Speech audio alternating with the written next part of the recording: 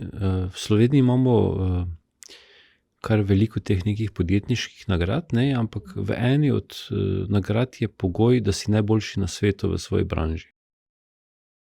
In jaz sem skoraj z vsemi dobitniki tega priznanja govoril, ne. To pa zaradi tega, ker jih je skoraj 90% po prejetju te nagrade izginilo iz medijskega prostora. Naenkrat jih več ni bilo. Prej vse povsod, potem pa naenkrat naslednji dan pa več ne. In jaz sem se pač ukvarjal, ne, od prvega do skoraj do zadnjega sem se pogovarjal, kaj, ne, in sem gotovo pri njih, da so vsi imeli približno isti psihološki vzorec. Ali so imeli očeta, ki je bil zelo strog, pa jim ni nič pohvalil, ali pa niso imeli očeta in jih niso dobili moške pohvale. Govorim o zgodnjem otroštvu, ne, in so v bistvu skozi celo svoje življenje iskali to pohvalo očeta, da so oni okej.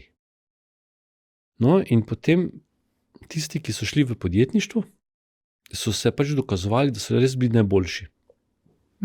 Se pravi maksimum. Tako, in ko so dobili oni to nagrado v roko, ne, je bil ta njihov psihološki vzorec zadovoljen in je tako bilo, kot da si v bistvu motor ugasnil v njih.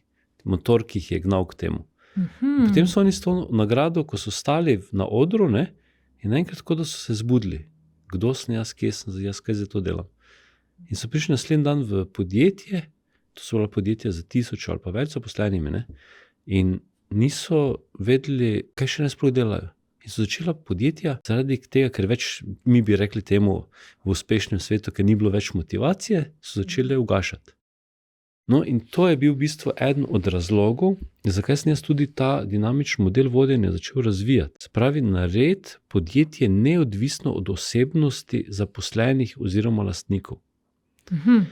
Zato, da v bistvu, ker ti posamezniki so z svojim nekim tem psihološkim vzorcem naredili uspešno podjetje, ne?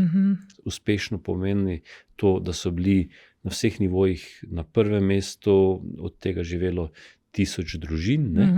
Ampak potem, ker pa je ta psihološki vzorec ugasnil, so pa oni naslednji dan postali kriminalci, slabi ljudje, ne, samo zaradi tega, ker niso imeli več motivacije, ker so pač nekatera podjetja propadla.